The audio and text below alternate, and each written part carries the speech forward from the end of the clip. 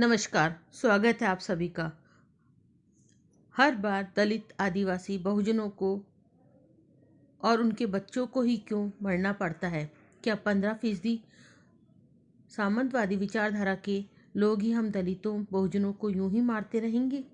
बहुजन समाज में योग्यता तो असीम है, पर आर्थिक हालात, सामाजिक स्थिति और राजनीतिक परिवेश के कारण ये योग्यता या तो मार दी जाती है या दबा दी जाती है। बहुजन समाज अपनी आवाज़ उठाने में आज भी इतना ही सक्षम नहीं है जितना उसकी आबादी है। क्या बहुजन समाज में योग्यता की कमी है? क्या बहुजन समाज में सामंतवाद के बिछाए जाल में इस तरह फंसा हुआ है कि वह बाहर ही नहीं निकल पा रहा? सामंतवादी उसे बाहर भी नहीं निकलना देना चाहते। इन सामंतवादियों ने धर्म का ऐसा बारीक जाल बिछाया है कि जिससे दलितों, पिछड़ों, आदिवासियों को निकलने में समय लग रहा है। धर्म, पूजा पाठ, पाखंड में फंसे बहुजन को अपने बच्चे शिक्षा से दूर कर रख सकते हैं, पर मंदिर, पूजा, पाखंड में खुद ही धकेलते हैं। इन रूढ़ियों, पाखंडों के खिलाफ जो कोई भी आवाज़ उठाता है या जनता को जागरूक करने का प्रयास करता है, उसे ये सामंतवादी सुनियोजित षड्यंत्र करके मार देते हैं या मरने को मजबूर कर देते हैं, जैसा कि बहुजन समाज के बच्चों के साथ हो रहा है। ये सामंतवादी बहुजन समाज के बच्चों के भविष्य के लिए काल हैं। जब जब इन सामंतवादियों को लगता है कि बहुजन समाज के बच्चे आगे निकल रहे हैं, तो ये लोग षड्यंत्र कर उसे मार देते हैं या मरने को मजबूर कर देते हैं। सदियों से बहुजन समाज ने अपने प्रतिभाशाली बच्चों को खोया है। आज़ादी के बाद तो यह संख्या लगातार बढ़ती ही जा रही है। डॉक्टर पायल तड़वी हो या कोई और किसी भी राज्य का छात्र हो, सभी जगह दलित, पिछड़े, आदिवासी छात्रों को जातिगत भेदभाव झेलने ही पड़ते हैं। ये सामंतवादी समाज का षड्यंत्र है कि दलित, आदिवासी, पिछड़े छात्र उच्च शिक्षा ग्रहण नहीं कर पाए। दलित, आदिवासी छात्रों की खुदकुशी में कई बिंदु अहम हैं, जैसे कि जिस समुदाय से ये छात्र आते हैं उनकी भाषा। ये छात्र अंग्रेजी बोलने में कमज़ोर होते हैं क्योंकि इनको ऐसी शिक्षा और परिवेश नहीं मिलता है। छात्र छात्राओं के साथ जातिगत टिप्पणी के द्वारा गाली देना या अपशब्द का प्रयोग करते हैं, तथा कथित संभ्रांत समाज के लोग शिक्षित छात्र छात्राओं को अपशब्द कह के उन्हें नीचा दिखाने की कोशिश करते हैं। पिछड़े, दलित, आदिवासी छात्रों की समस्या पर ध्यान न देना व उदासीन रवैया दिखाता है ये समाज। छात्रों के रंग, रूप, पहनावे को लेकर अभद्र टिप्पणी करना, शिक्षक द्वारा जाति समुदाय देखकर परीक्षा में नंबर कम कर देना और थीसिस पूरी होने में बाधक बनना, और भी कई ऐसे कारण हैं जो दलित, पिछड़ी, आदिवासी छात्रों को मरने के लिए मजबूर करते हैं। पायल तड़वी मामले के बाद कई छात्राओं ने अपनी बात मीडिया के सामने रखी। मुंबई के मेडिकल कॉलेज की फर्स्ट ईयर की छात्रा क्षितिजा कहती हैं कि ये लोग हमें जाति की ताना देते हैं।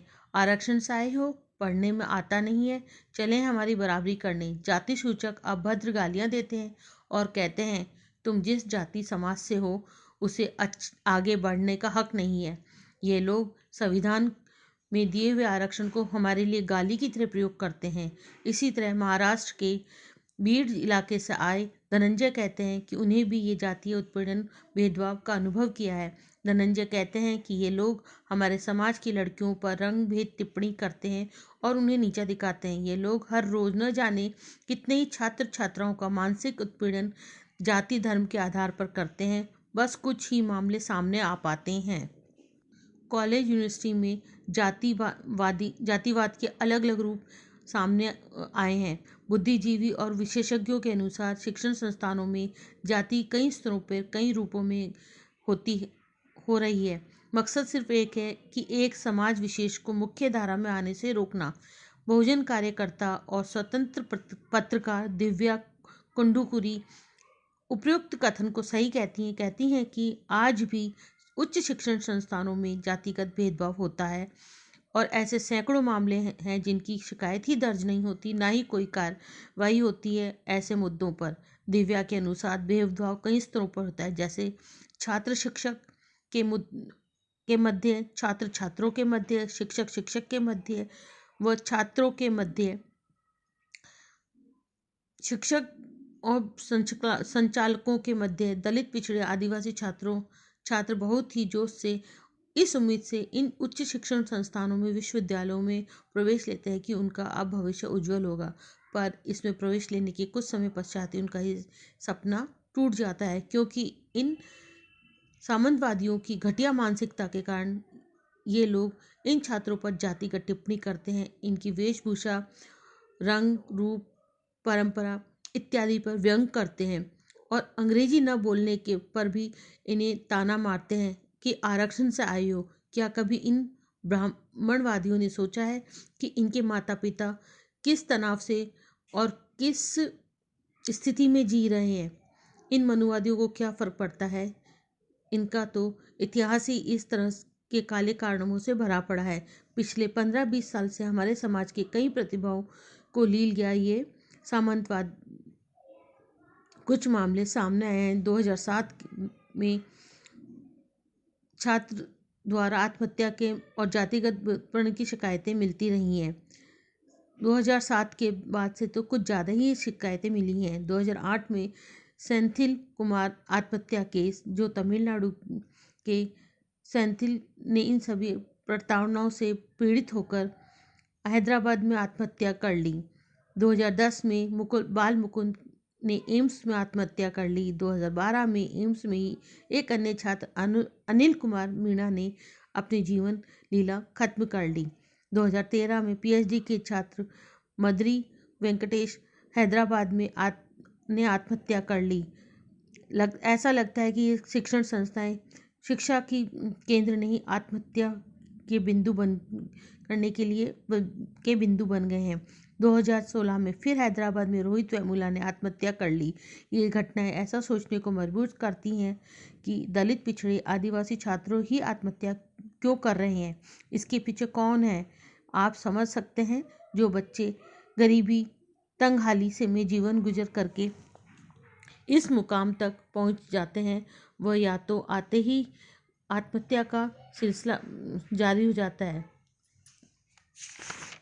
2007 में एम्स में जातिगत भेदभाव व आत्महत्या की जानकारी व शिकायत मिलने के बाद भारत सरकार ने एक जांच समिति बनाई, जिसे थोराट समिति कहते हैं। इस समिति का मकसद यह जांचना था कि शिकायतें मिल रही हैं और जो बच्चे आत्महत्या कर रहे हैं, क्या वाकई ये सच्चाई है? इसका कारण क्या है? इस समिति की रिपोर्ट चौंकाने वाली थी। शिक्षण संस्थाओं के लिए एम्स में 72% दलित, आदिवासी छात्रों के साथ भेदभाव होता है। 85% का कहना था कि मौखिक या प्रायोगिक परीक्षाओं में शिक्षक द्वारा जातिगत भेदभाव किया जाता है, जो आज भी हर जगह दिखाई देता है। 60% से ज़्यादा छात्र अपने शिक्षकों से बात करने में असहज महसूस करते हैं, कहीं उन्हें कोई जातिगत टिप्पणी सुनने को न मिल जाए। थोराट समिति ने 25% आदिवासी छात्रों से अपनी समस्या के अनुभव बताने को कहा। सभी के जवाब एक ही थे कि उनके साथ जातिगत भेदभाव और आरक्षण से आए हो ऐसी भेदभाव होता है। जितने बड़े कॉलेज, विश्वविद्यालय, यूनिवर्सिटी, उतना ही ज़्यादा भेदभाव। प्रोफेसर थोराट के अनुसार सामाजिक संगठनों का मानना है इन जगहों पर भेदभाव नहीं होता, पर सच तो है कि सबसे ज़्यादा भेदभाव इन्हीं जगहों से शुरू होता है और धीरे धीरे समाज में फैलता जा रहा है। मेरे अनुसार पढ़े लिखे लोग सबसे ज़्यादा इस तरह की मानसिकता और घृणा को फैलाते हैं, क्योंकि अधिकांश युवा इन्हीं जगहों पर एकत्रित होकर शिक्षा एकत्रित लेने आता है। इन संस्थानों में हर जाति वर्ग के लोग शिक्षा ग्रहण करने आने लगे हैं। दलितों, पिछड़ों, आदिवासियों को यहाँ तक आने से रोकने के लिए ये सामंतवादी लोग इस तरह के षड्यंत्र रच रहे हैं। इस तरह के मामले सामने आने पर ये सामंतवादी लोग यह कह प्रचारित करते हैं लग जाते हैं कि पढ़ाई का तनाव सहन नहीं कर सके और मानसिक दबाव में आकर ऐसा कदम उठा लिया और मामले को रफा दफा करने की कोशिश की जाती है। आरक्षण का पूर्वाग्रह इन सामंतवादियों में बना हुआ है। इनको लगता है कि कहीं दलित समाज पढ़ लिख कर आगे बढ़ गया तो इन्होंने जो षड्यंत्र करके समाज के संसाधनों पर जो अधिकार जमा रखा है, कहीं उनसे छीन ना जाए। डॉक्टर बालचंद्र मुंगेश मुंबई यूनिवर्सिटी के पूर्व चांसलर व योजना आयोग के पूर्व अध्यक्ष रहे हैं। कहते हैं कि स्वर्ण छात्र शिक्षकों में आरक्षण विरोधी मानसिकता भी इसका एक बड़ा कारण है। पर आरक्षण तो समाज के पिछड़े दलितों आदिवासियों को मुख्य धारा में जोड़ने के लिए था, ताकि वंचित वर्ग पढ़ लिख कर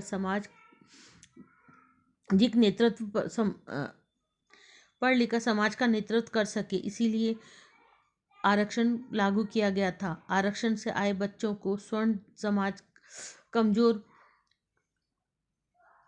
मानता है। मीडिया, राजनीति आदि जगहों पर भी यही धारणा फैलाई जाती है कि इन बच्चों की मेरिट व योग्यता पर सदा ही प्रश्न चिन्ह लगा रहता है, चाहे वह कितनी ही अच्छा प्रदर्शन करके हर तरह से प्रतियोगी परीक्षाओं में वहीं दूसरी तरफ स्वर्ण समाज के बच्चे कम अंक लाने पर पैसा देकर सीट हथिया लेते हैं या उन्हें जाति विशेष का लाभ भी मिल जाता है।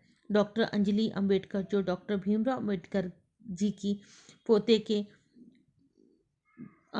जी के पोते और सामाजिक कार्यकर्ता प्रकाश अंबेडकर की पत्नी है, कहती हैं कई बार ये भेदभाव सही तौर पर सामने आ जाते हैं और कई बार छिपे रूप में सामने आते हैं। प्रोफेसर अंजलि कहती हैं, जो बच्चे दलित, पिछड़े, आदिवासी समाज से आते हैं, आरक्षण से उच्च शिक्षा संस्थानों में दाखिल तो हो जाते हैं, पर जातिगत टिप्पणी उन्हें अपनी पढ़ाई से कई गुना ज़्यादा तनाव देती हैं, जो उन्हें मरने या फिर शिक्षा बीच में ही छोड़कर ने पर मजबूर करती हैं। ऐसी परिस्थितियों में पढ़ना लावे पर चलने जितना कठिन है, मेरा यही मानना है। टीवी अदाकारा रेशमा रामचंद्र कहती हैं कि तथाकथित स्वर्ण महिलाएं भी तो यहाँ तक आरक्षण के कोटे से ही आई हैं, और ये फिर दलितों, पिछड़ों, आदिवासियों, फिर ये बहुजन समाज के छात्र छात्राओं को ताने क्यों मारते हैं। मेरे कुछ प्रश्न हैं अपने समाज से। क्या मेरा समाज एकजुट होकर ऐसी घटनाओं को रोक नहीं सकता? क्या मेरा समाज एकजुट होकर विश्व स्तरीय उच्च शिक्षण संस्थान खोल नहीं सकता, जहां हमारे बच्चे शांतिपूर्वक पढ़ लिख सके? क्या मेरे समाज में नेतृत्व की कमी है? क्या मेरे समाज में बुद्धिजीवियों की कमी है? क्या मैं यह समझूं कि मेरा समाज जागना ही नहीं चाहता?